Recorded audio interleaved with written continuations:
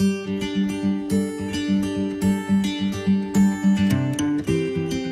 make this Arnold Palmer inspired cake, I'm using my favorite vanilla layer cake recipe, which I flavored with a little bit of iced tea powder.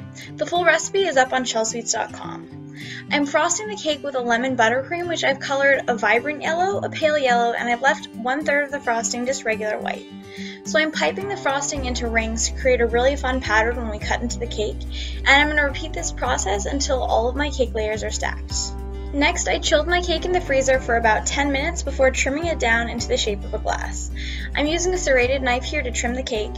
Once I achieved a glass-like shape, I used some brown buttercream to pipe around the base of the cake, and then used some of the yellow buttercream that I used to fill the cake. Once the cake is covered, I used my offset spatula to blend together the colors to give this kind of an ombre look. Once blended, I used a bench scraper to smooth the sides, and then repeated this process one more time to really blend the colors together. Next, I flipped the cake over by carefully using another cake base on top of the cake and gently removed the base.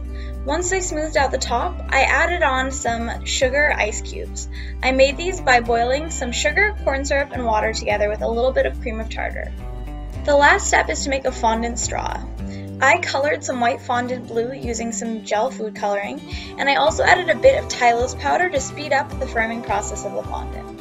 Once rolled out, I trimmed it to just a little bit more than the width of the dowel that I was using, and I then gently pinched the fondant around the dowel. Once the fondant is firm to the touch, I gently inserted the straw into the cake. And then it's time for the best part, to cut in. As you can see, we've got a really fun pattern on the inside of our cake, and it tastes just as good as it looks. Thanks so much for joining me today.